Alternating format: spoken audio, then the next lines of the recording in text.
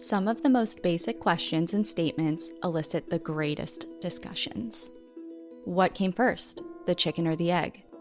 If a tree falls in the forest and no one is there to hear it, does it make a sound? Does art imitate life, or does life imitate art? Seemingly simple inquiries that stir up a flurry of answers. Answers that, like almost everything else in this world, rely on one thing: perception. The response to these queries is often dependent on the person you ask. In a world that urges black and white, more often than not, the gray area is where many of us reside. Take the parable of the blind men and the elephant. In it, a group of blind men heard a strange animal, an elephant, had been brought to their town, but none of them were aware of its shape and form. Out of curiosity, they said, "We must inspect it and know it by touch, of which we are capable." So they sought it out and touched it. The first person whose hand landed on the trunk said, "This being is thick, like a snake." For another, whose hand reached to its ear, said it was like a fan. Another man, whose hand was upon its leg, said the elephant is a pillar, like a tree trunk, while yet another placed his hand upon its side and said the elephant must be like a wall. And the one who felt its tail described it as a rope. The last man, feeling its tusk, stated the elephant is that which is hard, smooth, and must be a spear. How we experience life and ultimately interpret and express it is as distinctive as we are individual. But what happens if our life is littered with and marked by tragedy, unrequited love, death, and sorrow? How would we express it then?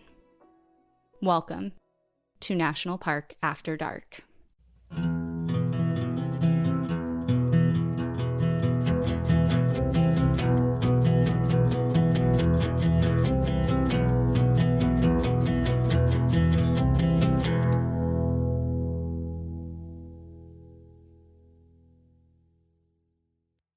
Hello, welcome back everybody to National Park After Dark. Danielle and I are finally recording in real time. We're back in present day, which feels so good also, by the way. We're back in the groove of things, back recording, and it's October.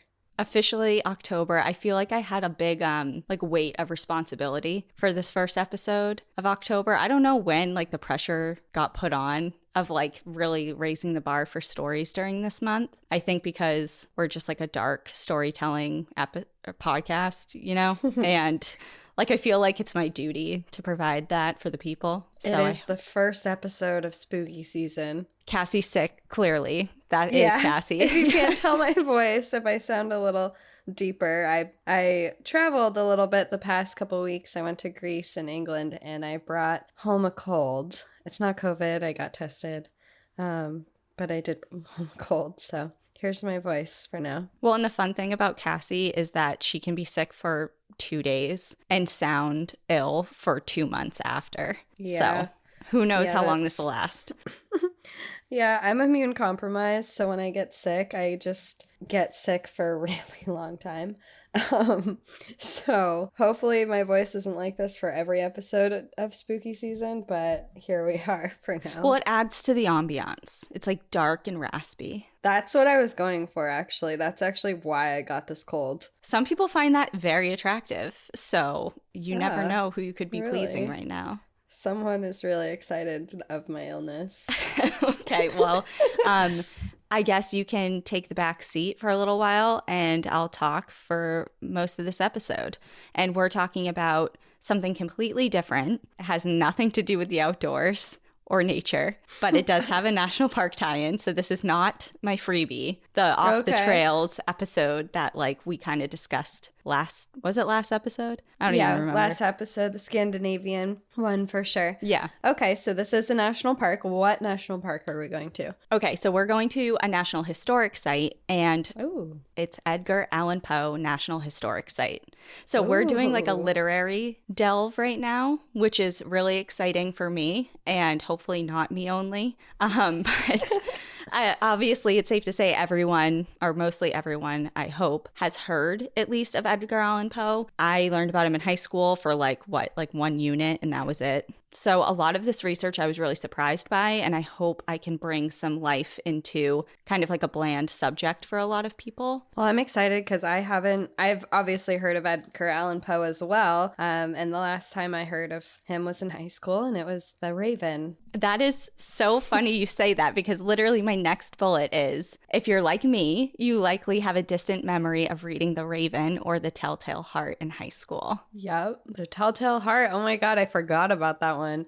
All right. Yep. We're taking a dive back into high school. All right. So behind all of these writings, whether it's The Raven, The Telltale Heart, whatever it may be, there's a lot of stories of death, tragedy, torture, mysteries, crime, long lost love, and even the paranormal. And most of them, surprisingly, were inspired by true events, which I don't think I learned that. I have amnesia, or I just didn't give a shit, so who knows. But It is really cool. So how I kind of set this up today is kind of like English class, only it's cooler because it's DDEC, Danielle's Dark English Class. Oh, look at this. I know. All right, we got a new segment. I'm ready. It's the first and only. I'm not doing this again, just so we know. Class is in session. It's in session. So today, of course, we are going to be discussing some of Edgar Allan Poe's most chilling tales and the events that inspired them. So obviously, like I said, this does have a National Park Service tie-in. No freebie here. I'm still kind of have that in my back pocket. Mm-hmm. The Edgar Allan Poe National Historic Site is located in Philadelphia, and although it bears his name, it is also referred to as the Spring Garden Home. And it was actually only lived in by him and some of the members of his family for 1 year, from 1843 to 1844. So although it is the National Historic Site designated for him, he didn't really live there too long. He just kind of breezed by. I feel like the National Park Service is doing their it's like how we loosely add things. We're this happened here, kind of. And the National Park adjacent, Service is kind of. Someone looked at it once, so it counts. He was in here once. Let's add this one. Exactly. Well, there are other structures around the country, including in Richmond, Boston, the Bronx, and Baltimore, that do have connections to him. Cool. They're either now museums, early homes, landmarks, and even the bar where he was supposedly last seen drinking have all kind of laid their claim to fame and connection to him in different ways. But this building is the official National Park Service building for him. Cool. Located roughly a mile from the Liberty Bell and Independence Hall at 532 North 7th Street, this site is the only one of 5 homes that Poe lived in during his time in Philadelphia that now survives into today. Built in 1842, the 3-story brick home was rented by Poe and his family for about a year after his wife was diagnosed with tuberculosis. It's said that they moved into this home that at the time was pretty bright and airy, and they thought that it would help with her condition, her TB condition. And although it can't be confirmed, it's speculated that several of his writings were penned in the home, as if he found inspiration from the house itself. For example, his horror story, The Black Cat,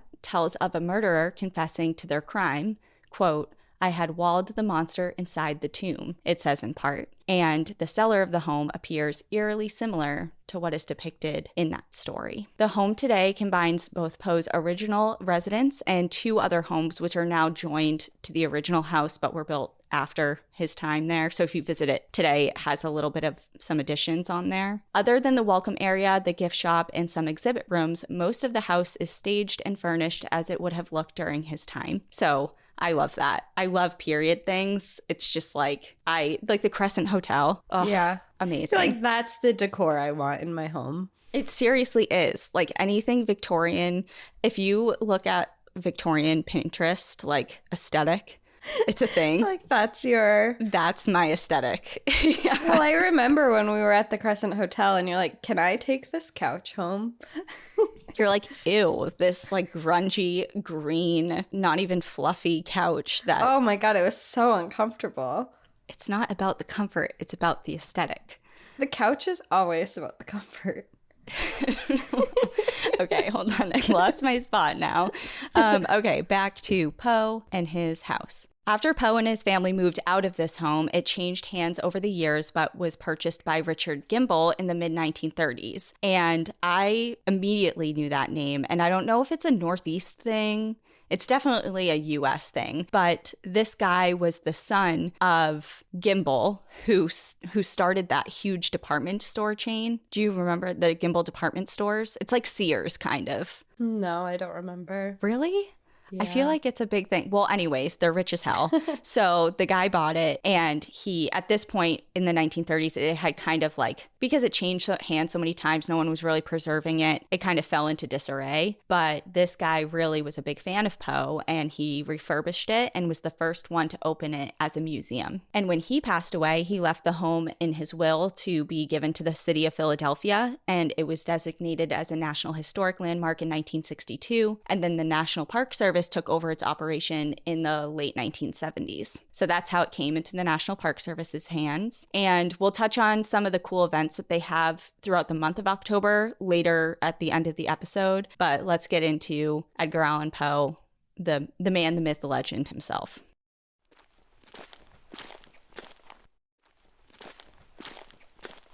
Edgar Allan Poe was born Edgar Poe on January 19th, 1809 in Boston. His parents were two traveling stage actors, and he had an older brother and a younger sister. His father, David, struggled with alcoholism, and his relationship with his wife, Eliza, was a pretty volatile one. His dad ended up deserting his young family, and by the time Edgar was 3 years old, his mother had passed away as well. At this point, he was taken in by the Allan family in Virginia, although it's important to note he was never formally adopted by them. And while he seemed to have a pretty good relationship with his adoptive mother, Frances, his adoptive father and him, his name was John, they never really saw eye to eye. John was a tobacco merchant and a really successful businessman. He was very business oriented. And while Edgar, on the other hand, became increasingly more interested in following his literary passions. So they didn't really see eye to eye on pretty much anything. They fought about this all the time because Edgar was just way more interested in romance, like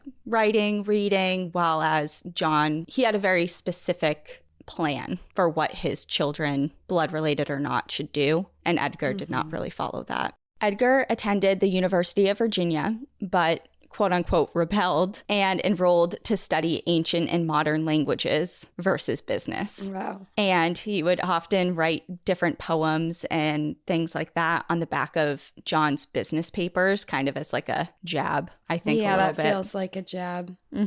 John once described his adopted son as, quote, quite miserable, sulky, and ill-tempered. So needless to say, he was not very supportive of Edgar emotionally, and he actually wasn't very much help to him financially either. In his 20s, Edgar was in severe debt. He could barely afford food and was not receiving any assistance from the Allans. So after only a year in school, he dropped out and turned towards the military. He took on the false identity of Edgar A. Perry, claiming to be a clerk from Boston, and signed up for a 5-year service contract with the U.S. Army. And while he excelled in the military and even went on to study at West Point, he didn't particularly enjoy it. He purposefully flunked his classes and acted out in order to be kicked out, which he was successful at. He married his first cousin, Virginia, in 1836 at the age of 27. Right. Normal. Okay, and she was 13. Ugh. Yeah. Ew. So a young cousin, just, Ew, that's what he went Edgar Poe at the Allan sometime in the story, but ew, disgusting. Yes, well, Allan comes from his adopted, like the Allan family that took him in. Edgar Allan Poe. Okay. That makes sense. Yeah, not the greatest in retrospect, but it was quite common for the time to marry. I know, your it's weird cousin. to say like it was part of the times, but like 13 and your first cousin, not even like a fourth cousin or something, like you share a lot of DNA. There's a lot going on there. Yeah, a lot of ties. So Edgar continued on to live and work in New York City, Baltimore, Philadelphia, and Richmond in several different capacities, including publisher, editor, literary critic, and of course, as a writer. I should mention here that I am really trying my best to condense this as much as possible and make it easy to follow because damn, Poe moved around a lot. He bounced from position to position. He worked in a lot of different roles. He was here, there, and everywhere. And he was usually struggling the entire time. His life was really difficult. He never held a single job for very long. He struggled with bouts of depression and alcoholism. He experienced his fair share of family issues, had tumultuous romantic relationships, but amongst all of that, he continuously was writing and publishing work throughout most of his adult life, including back when he was at West Point, occasionally winning like small little prizes here and there for their publications in magazines if they made it that far.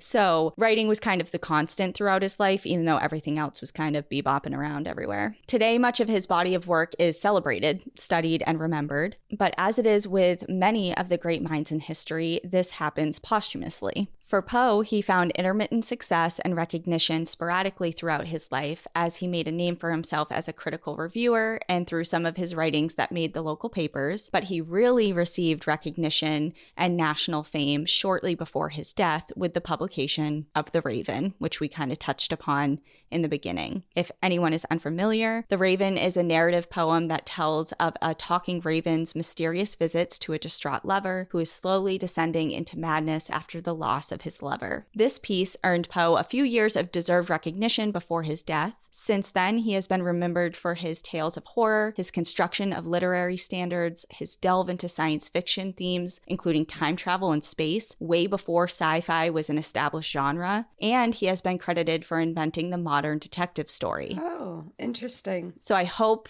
that satisfied everyone's need for his biography because we're moving on. Okay. So his life is very interesting if anyone obviously wants to read up on it more. There's a lot of intricacies in there that I just don't have the time or patience to go into because I want to go into his writings. And I want to be clear that not all of his writings were based in horror and the macabre. He also penned stories that were humorous, and he's also been known for his satirical work as well. But of course, that's not why we're here. So how this is going to work is I chose a handful of his spookier writing pieces. According to the Edgar Allan Poe Society of Baltimore, his published work contains 1 novel and 3 collections of tales that include 69 poems. They're all very interesting, and it was really hard to choose. Of course, I didn't read all of them. I'm not a psycho. I'm not like... I would like to hear all 69 actually right now for this episode.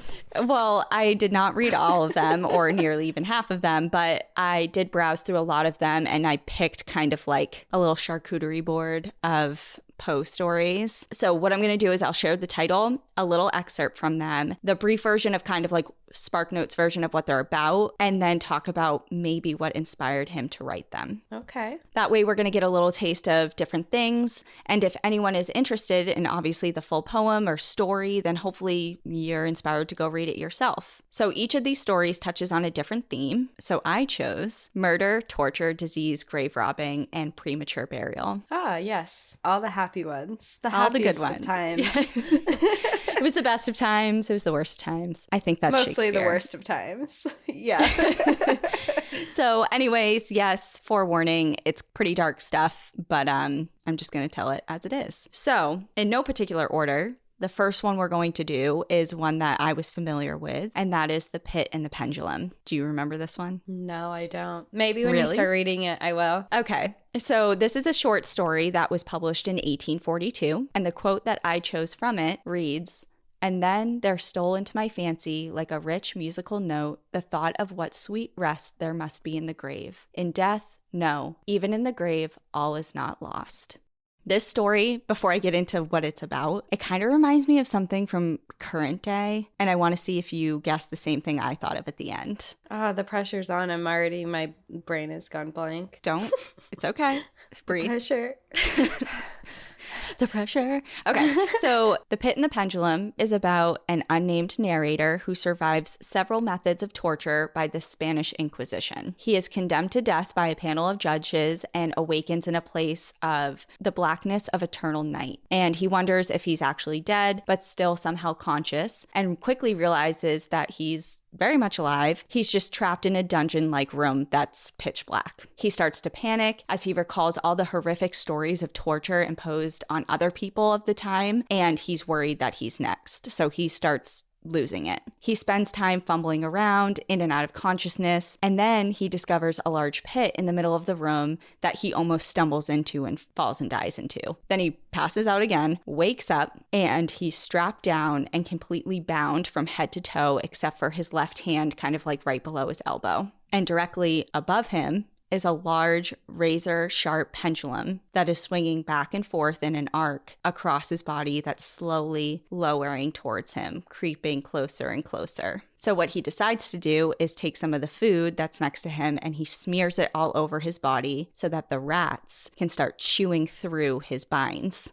Smart and gross. Smart and gross. So the rats chew through, get him in the nick of time. He escapes like right away. And then all of a sudden, the pendulum retracts immediately. And this guy puts together that he's being monitored by someone and they're watching him kind of struggle through all this. Mm-hmm. Then all of a sudden, the room becomes a furnace. The walls begin to glow red hot and they start moving in on him. So they're not in a fixed position. It's all of a sudden a furnace in there and the walls are closing in on him closer and closer, pushing him to the edge of this pit that's in the middle of the room. Okay. At this point, he contemplates throwing himself into the pit as kind of like a less torturous end to his life, and finally just screams out in agony and frustration. And suddenly, right as he's about to teeter into this pit, the temperature cools off, the walls retract, trumpets sound, and he's rescued. So that's kind of the Danielle's version of the pit and pendulum.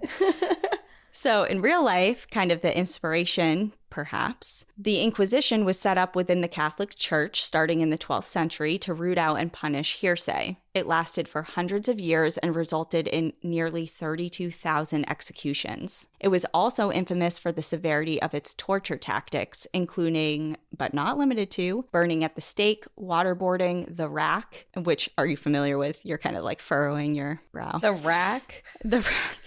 The What rack, is the rack is a method of torture in which the victim is tied to a wooden structure featuring a system of cranks. As the cranks are turned, the ropes restraining the victim tighten, and then the limbs of the victim are stretched and pulled. I know what you're talking about now that you say that. Yep. Oh, people are sick. The people who came up with this shit, oh my God. Well, there's more. But wait, there's more. The strappado, or reverse hanging, is a method in which the victim's hands are tied behind their back, the body is suspended by a rope attached to the wrists, and the addition of weights would add intensity and pain. So their shoulders would often be dislocated, and if it was continued for a prolonged period of time, it would result in their death. Or there's the wheel, where a wagon wheel or something similar would be used as a fastening point for a victim. The victim would be spread over it and beaten, and where the kind of the prongs of the or spokes of the wheel connected or made contact with the body and someone would beat them, it would break their bones. It was horrific. So anyway, that's enough about torture methods via a la Spanish Inquisition, but it was a very real thing. It happened to many, many, many people. And of course, it's easy to see kind of where Poe may have gotten some of the parallels for the pit and the pendulum. Mm-hmm. So what does that story remind you of? Not the Spanish Inquisition, the pit and the pendulum story. The first thing I thought of, and then it went into a totally different thing, was the episode that I did last year in the Dia de los Muertos, where it was like there was this 7 altars where they go through all these different states to try and make it to the afterlife, but it obviously went in a very different direction, but they had to go through like all these obstacles. So when he was like escaping and the rats were chewing, I'm like, is this some type of obstacle to get through to things? Like, but I don't think it's what you were thinking of. No, not at all.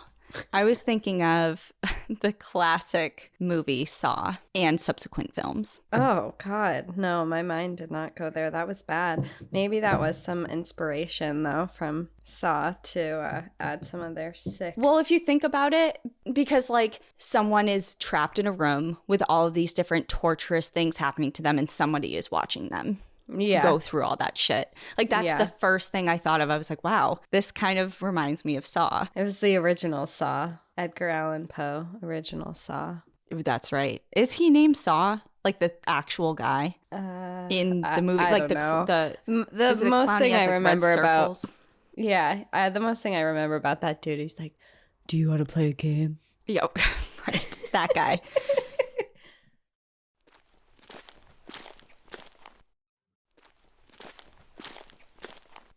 Next up is another short horror story, and it's called Berenice. And this one's kind of so messed up. Good. It was published in 1835, and the quote I chose from it is, "How is it that from beauty I have derived a type of unloveliness, from the covenant of peace a simile of sorrow? But, as in ethics, evil is a consequence of good, so in fact, out of joy is sorrow born. Either the memory of past bliss is the anguish of today, or the agonies which are have their origin in the ecstasies which might have been." So this short story was Poe's first short horror story, and it's pretty gnarly. It tells the tale of a man named Aegus who is engaged to his cousin, Berenice. Here we are. Of course. The cousin. He suffers from periods of what appears to be a type of dissociation condition, and he also has a condition called monomia, which causes him to fixate on objects. The particular target of this fixation in this story happens to be his wife's teeth. Okay. Or his wife-to-be, I should say. They're not married yet. His cousin's teeth. So Berenice is young and beautiful, but soon she comes down with a sort of degenerative disease, which causes her body to fail and wither, but her teeth remain perfect. The story tells of Aegus obsessing over her teeth and imagining himself holding them and examining them. What do you mean holding them? Keep them in her mouth. They don't stay there for long. So a servant for the family informed him that Berenice had passed and was soon to be buried. And shortly after the news, he awakes or comes to from a dissociative state, covered in mud and gore, with a box on a table next to him. Alongside it, a dirty shovel leans against the wall. A servant for the family approaches him and shares the news nervously that Berenice's grave had been violated and that her body had been mutilated. And with a twist, she was still alive. Inside the box. I thought she died. Yeah, but he suffers from a lot of kind of delusions. So from what I gather, I did not read this in its entirety. I just read excerpts. But from what I gather, I think maybe he imagined someone telling him that she was dead. So whether or not he buried her alive and then did what I'm about to tell you, or whatever. Either way, okay. There's also themes of being buried alive that we'll talk about later. That's not really the main focus of this one, but either way, so he's like, oh shit, he looks at himself covered in mud. There's a shovel. He has no idea what happened. He looks at this box, opens it up, and out comes oral surgery instruments and 32 perfectly freshly pulled teeth. So that's the story. Wait, and she's still alive at this point? She was still alive in the story when she was buried and her teeth were pulled out of her head. Yes, to answer your question. Well, that's horrific. That's awful. So interestingly, at the time of this writing, Poe was living in Baltimore when an article was published in the paper that reported grave robbery, which we've talked about before in my Burke and Hare episode, however long ago. But in this particular article, they were talking specifically about robbers that had been stealing teeth from corpses for use in dentures. And that article was published in the Baltimore Saturday Visitor in 1833. And this story was published 2 years later. So whether or not he got inspiration from real life events for this twisted tale, who knows? But it seems maybe not like a coincidence. Imagine you get, like, I go to a lot of different oddity shops and I see a lot of different, like, antiquities and a lot of them have to do with teeth. Like, there's always teeth involved, human teeth. And I've seen a lot of just, like, dentures and things, and I've never thought of maybe them coming from real a corpse. Human teeth. Well, yeah, I guess, yeah. Yeah, I've never thought of that either. Like, you can make them. You can make dentures. You don't need to rip them out of dead people. It's disgusting. I'm sick. I'm absolutely sick. Well, didn't George Washington have wooden dentures? Yeah, I think there's like a leap from like fake to real, and then now we're back to fake, but they're realistic fake. But somewhere in the middle they were from dead bodies apparently. Yeah. Just eat your mush and keep your gums. You don't need these. Blah. Blah. Like, okay, I'll move on. I'll move on from the teeth. Okay, we're going to go on to something else. This was probably my favorite one. So this is another horror story from 1842, and it's called The Mask of the Red Death. The quote from it is, "There are chords in the hearts of the most reckless, which cannot be touched without emotion, even by the utterly lost, to whom life and death are equally jests. There are matters of which no jest can be made." This is a horror story that was originally published as The Mask of the Red Death, a fantasy. And of course, I'm going to tell you what it's about and perhaps what inspired it. But again, this is the other one that it reminds me of something in present day that I don't think you're never going to get this. Like, I don't know if you're going to connect this to what I'm thinking of at all, but I just have to throw it out there. So you're preemptively thinking of it. I didn't know I was being quizzed today. I'm nervous. Don't be nervous. It's fine. I'm a bad tester. You know? You ask me 2 + 2, but it's on a test and I have no idea. No fucking idea. Well, all right. Just Never no heard pressure. that before. No. You're not going to get it, so don't worry. In this story, it tells of a man named Prince Prospero and follows him through his attempts to avoid a deadly plague known as the Red Death, which causes the victims to bleed from their pores and die in agony. He and other wealthy nobles lock themselves away from the general population in their abbey, which is a large building, in hopes of separating themselves from the sick and the dying. During their seclusion, they have a masquerade ball throughout many of the rooms in the building, and at some point, an uninvited guest kind of sneaks their way in. And by the time he's detected, he is noted to be dressed in tattered clothing, and he's just dripping with blood. So when the prince tries to kick the man out, it's discovered that there's actually no man underneath this costume, and the prince's face starts gushing with blood. So he's infected, everyone gets infected, it's all over. So the story could potentially have stemmed from Poe's own experience with disease. A decade earlier, he survived the cholera epidemic of 1832. Symptoms were different than what is described in this story, obviously different from the Red Death, and includes severe vomiting, diarrhea, and dehydration prior to death if someone is to contract cholera. During the time that Poe was infected, over 800 people lost their lives to this disease in the city that he was living in at the time, which was Baltimore, and one of his best friends from Virginia actually died of the disease as well. But most interestingly, at the height of this epidemic, over 2,000 people threw a masquerade ball in Paris at let me try this here. Le Théâtre des Variétés, which is one of the oldest Parisian playhouses in the world, to celebrate what many thought was the end of the world. So it's kind of like a apocalyptic party. Like, we're all going to die. So, like, let's just party. Let's celebrate. I bet that party was wild. Wild. Like, because what if you know you're going to die? Like, you have no inhibitions and there's no boundaries. You can do whatever you want. Exactly. So the story of, or one of the stories from this party appeared in a June 1832 article in the New York Mirror, complete with an account of a person attending this party in a costume of skeletal armor and bloodshot eyes. So it's like, it's almost the same thing. Yeah. Oh, wow. Mm-hmm. That's so interesting. It's so interesting. So this whole story, and do you have any guesses before I just tell you? I have little to no faith that your mind went where mine did.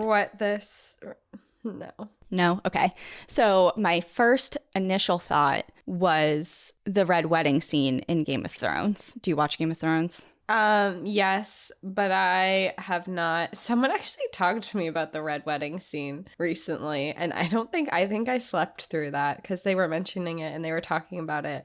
I was like, yeah, I've never seen that before. And they were like, you would remember it if you've seen that. So I think I fall asleep during shows every time I watch them. So I think it was a thing that I fell asleep through. You can't fall asleep to Game of Thrones. How do you even follow anything? I actually started on the last season. What? I know You're world fucking is insane rioting right now. They're like, yeah, how did you even know anything that was going on? And the answer is I didn't, but I thought it looked cool.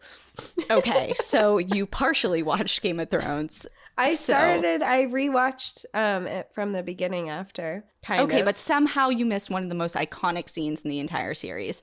So correct. Great. We're on the same page now, so you're not going to understand what I meant. But that's okay. That's okay. Maybe you'll get part 2 of this. So originally, that was my first thought, was the red wedding. Like, they're locked in this room, like there's a ton of bloodshed and whatever, but it had nothing to do with disease. And So when I was really thinking about it, what I was really trying to conjure up, and I had to look up the specific episode, it's season 7, episode 1, which means nothing to you. But when Arya poisons all of the Freys, remember she like... Yeah, I saw that. I remember you did? that part. Yes. Okay. Yes. I saw that part. Yeah, so she like poisons all of them in that room and they all start like hacking up blood and dying and... Yeah. Like and all of that. Mm-hmm. Yeah. Locked in a room. And so that's kind of what I thought of when I read this poem or short story. But anyway, so I would just be so interested if any of this have, like whether it be Saw or, you know, that particular scene, if there's any sort of correlation at all with if some they of were these inspired stories. by it from these stories. Yeah. Interesting.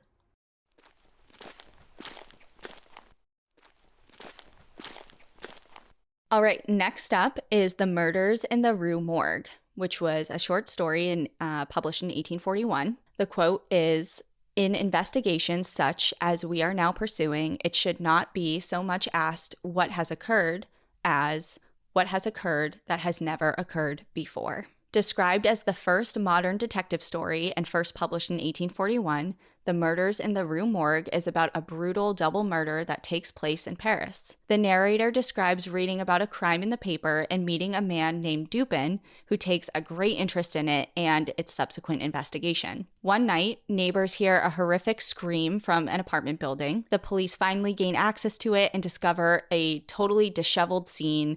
There's locks of hair, bloody razors, and a rifled-through safe. They soon find a young woman stuffed in the chimney and another body, that of the young woman's mother, in the courtyard outside of the building. She was badly beaten, and her throat was cut so severely that her head almost fell off when her body was moved by the police. The Dupin character essentially analyzes the scene and picks up on things that the police either mishandled or didn't notice about it. It is believed that Poe was inspired to write this story based on the life and career of a real guy. He was a reformed ex-criminal turned police officer, and his name was Eugene Francois Vidocq, who is regarded as the first private detective in history. Francois had...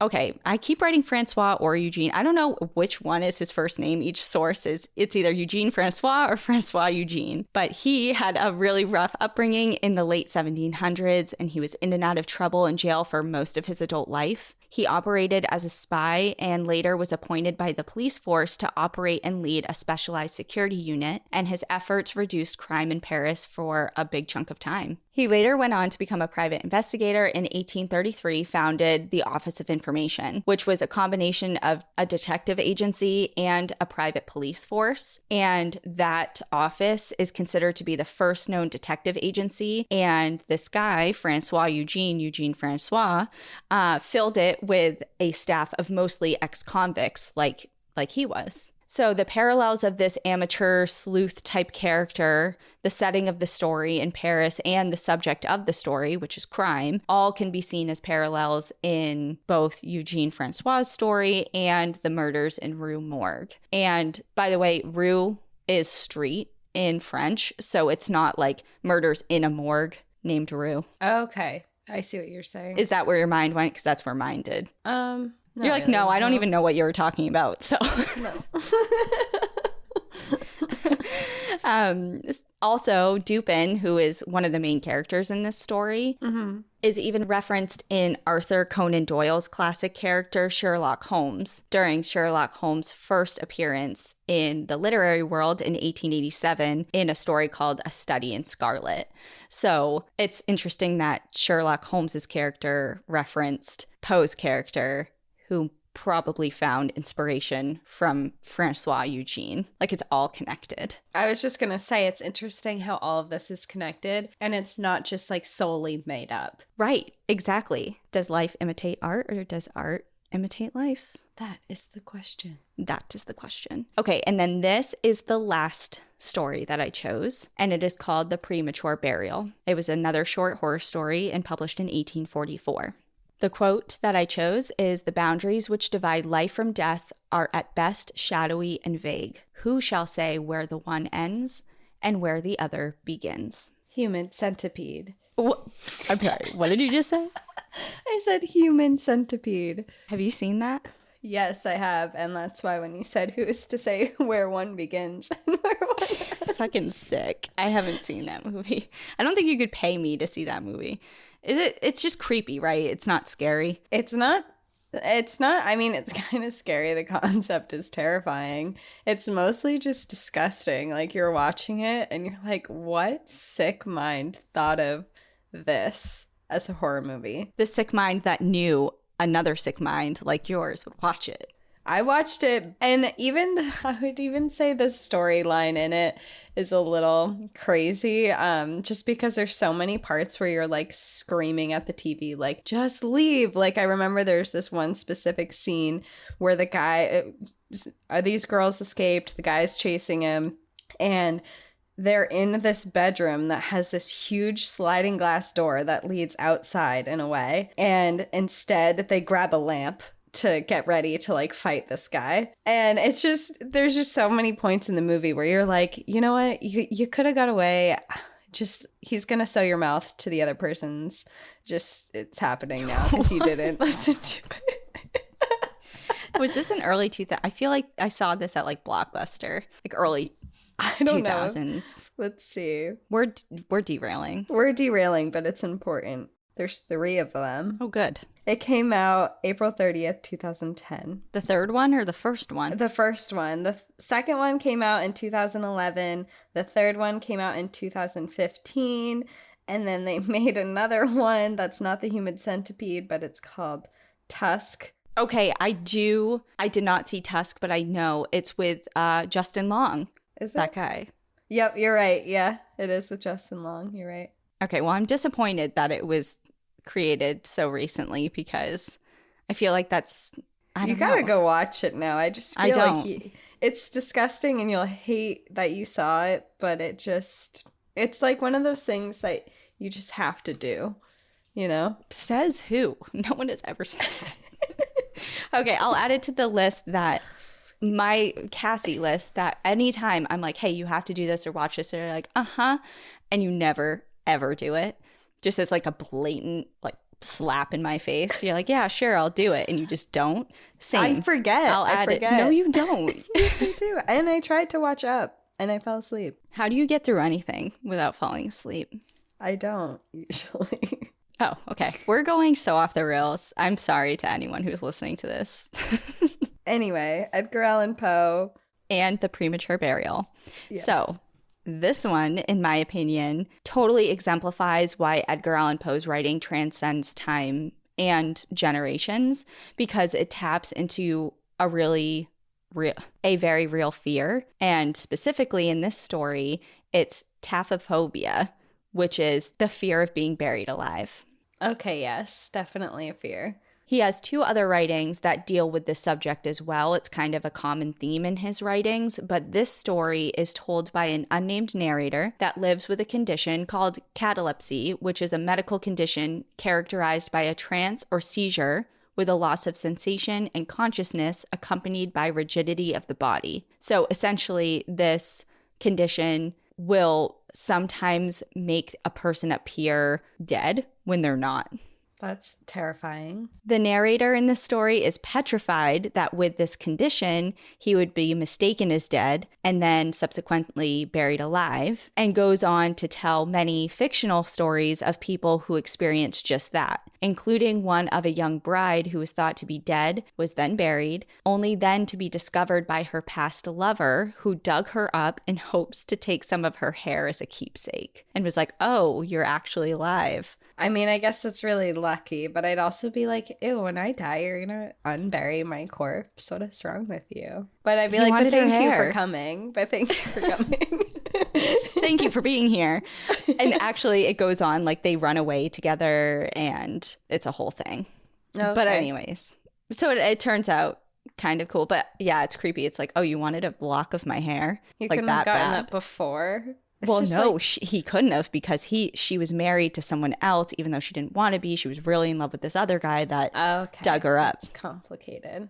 It is complicated, but at least he wasn't going in to pull out her teeth So fair. She there's picked that. a better one for sure. Yep. So even though this is a very real fear that people have, it's kind of like deeply ingrained in the human condition, I feel like, it was actually pretty valid back in Poe's time. Many people died at home and were buried pretty quickly without going through an embalming process. And sometimes people were wrongfully pronounced deceased, only to wake up buried in a coffin. Despite rigorous testing, according to their abilities at the time, which weren't a whole hell of a lot, they included pinching people's nipples really hard, sliding. That would wake me up. That would do a lot of things to me, including waking me up. They would also slide sticks underneath people's nails. Like, hey, are you alive? I guess if you're not waking up to this stuff and inserting various instruments up rectums just to like test their reactivity. There's a lot of things that people were like, hey, are you alive or what? You know? If you're not reacting to these things, like, whose fault is it really that you got buried? Okay, but if you're in a coma, you know what I mean? Okay, yeah.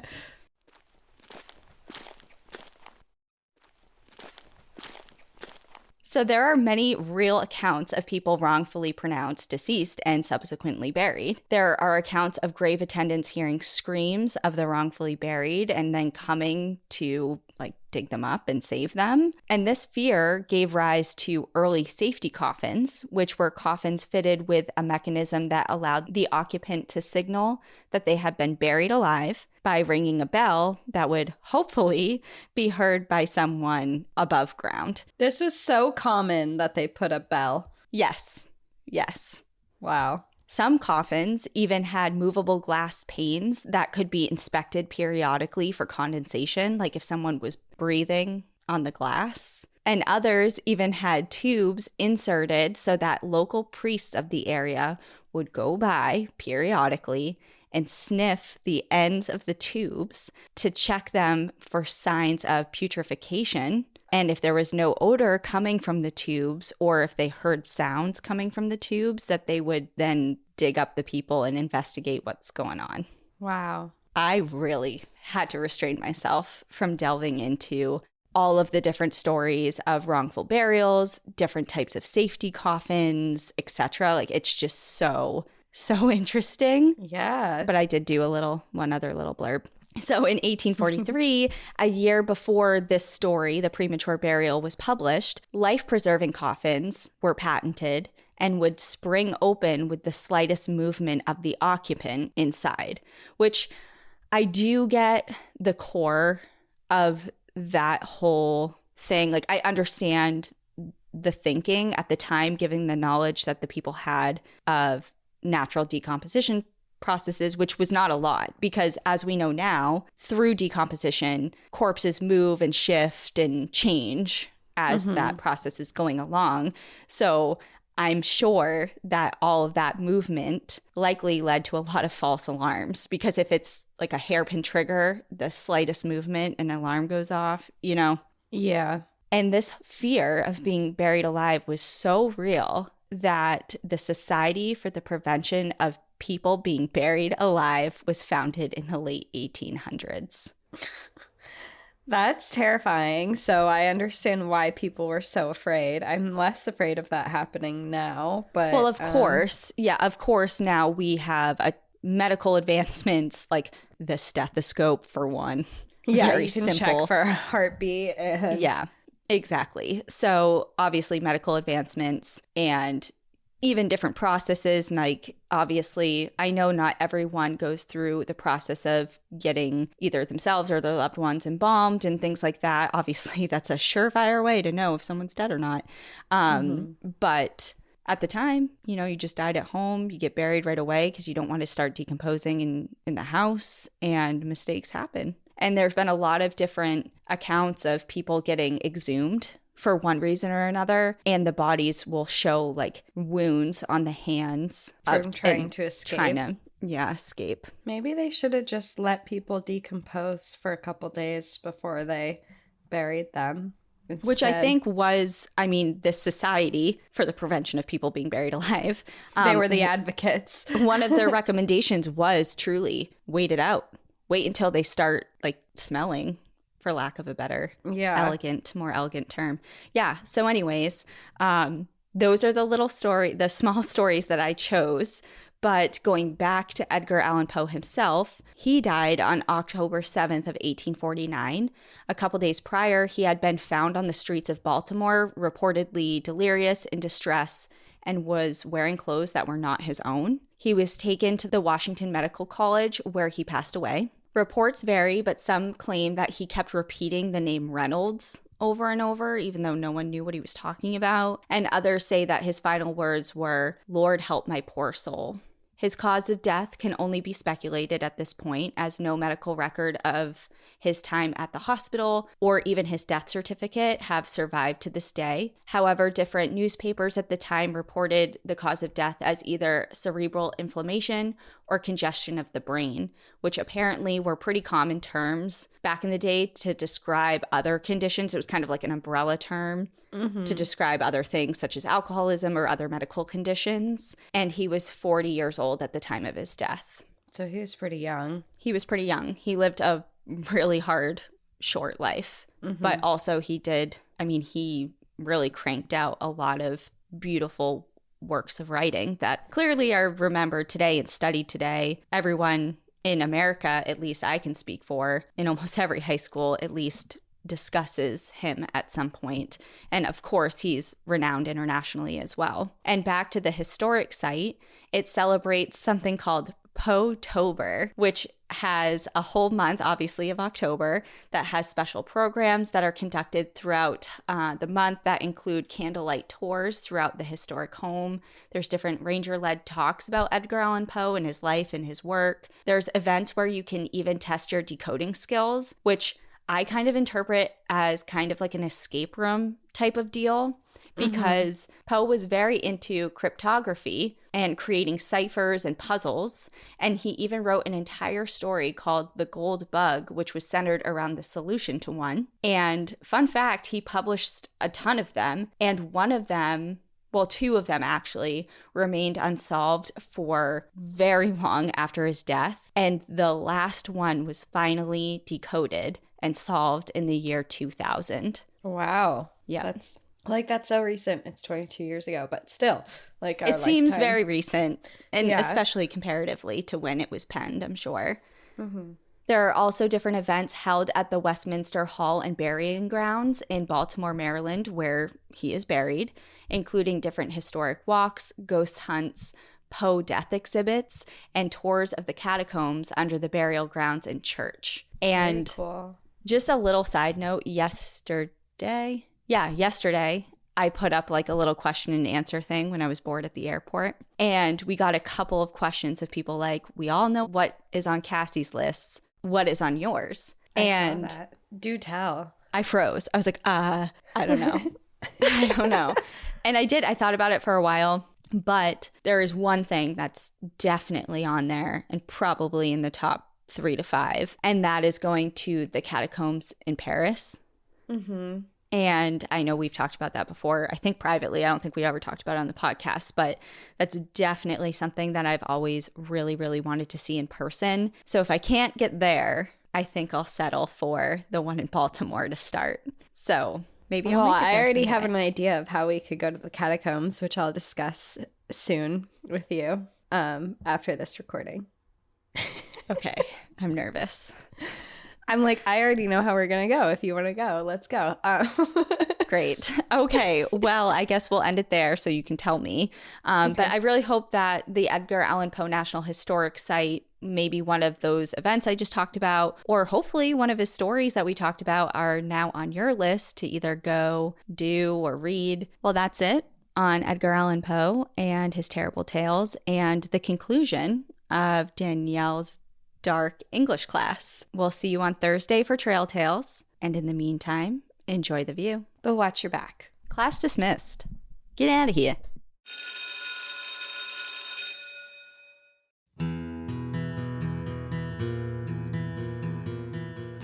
Thank you for joining us again this week. If you have a trail tale you'd like to share, send us an email at npadstories@gmail.com. Follow us on Instagram and Facebook at National Park After Dark, and on Twitter at NPAD Podcast. Become an outsider by joining our Patreon, where you'll gain access to monthly bonus stories and exclusive content. And remember, when you support our partners, you're supporting our show. To access our special discount codes along with source information from today's episode, check out the show notes. For information on the show, to shop our merch store, sign up for our newsletter, and more, visit npadpodcast.com. And if you're enjoying the show, please rate, review, and subscribe wherever you listen to podcasts.